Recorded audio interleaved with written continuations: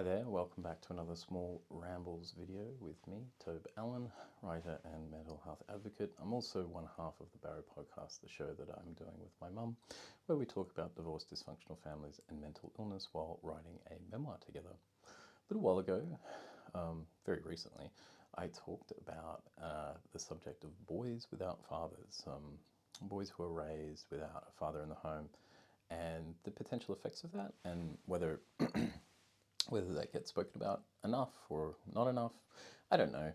I think I said something to the effect that, I didn't think that it got talked about enough.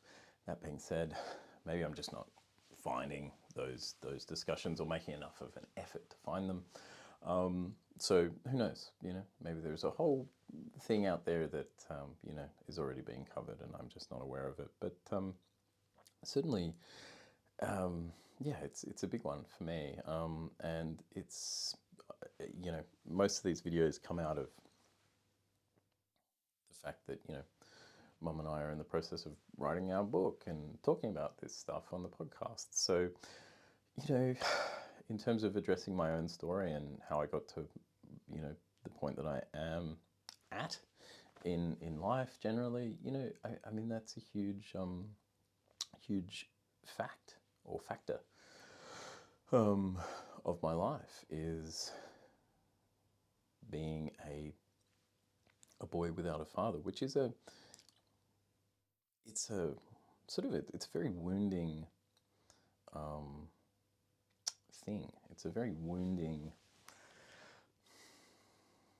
narrative, I guess, to carry around in the world. That sort of abandonment by a father, and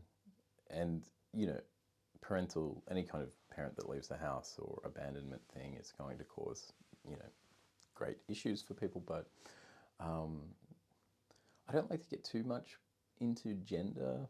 I try to avoid it, even though I do talk about it. I mean, I just address it. But I do think when the genders are aligned, like if a mother leaves a daughter or a father leaves a son, there's something...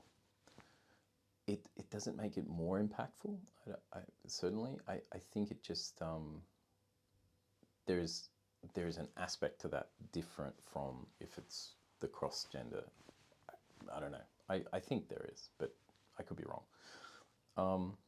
Anyway, I was trying to think about like practical things where this has become an issue, and I'm just, having reflected and having, been doing some writing lately, I'm like, man, I can think of a few embarrassing moments, certainly. First off, I wanted to say that the wound is really exacerbated by, I also talk about narratives that we have in the culture and society, of course, on this show. And so things like Father's Day really kind of, even now, and I should be past this probably, but even now, Father's Day comes around and you have on television, you have all these commercials from like home hardware stores and things like that. And it's all about like dads being dads and dads doing things and bonding with your dad. And yeah, having not had any of that, certainly there is it's sort of a prickly feeling, it's like, ugh, it hurts. It does hurt. And feeling excluded from that hurts. And so that is something that you are always carrying around, Father's Day, and, other reminders, other family, and everyone can relate to this, but like, if you've got some sort of fractured family and then Christmas comes and the nightmare of, all the old things get dredged up. In my case as well, I went to an all-boys school. So that kind of insecurity I had about, am I behaving like a man? I don't have a man in my life to show me how to be a man. Am I passing for a man? Was it was really compounded like by going to this all-boys school, which was a really macho culture there. And the whole time you're sort of like, man, I hope I don't get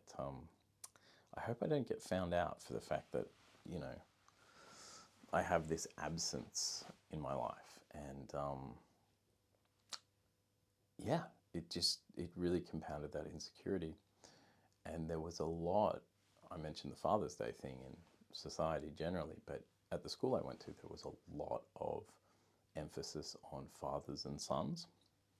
And in fact, there was a Fathers and Sons Day where all the boys and their dads went on this like retreat for the day.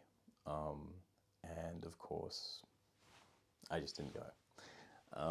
And that was humiliating, and that was really painful and embarrassing. And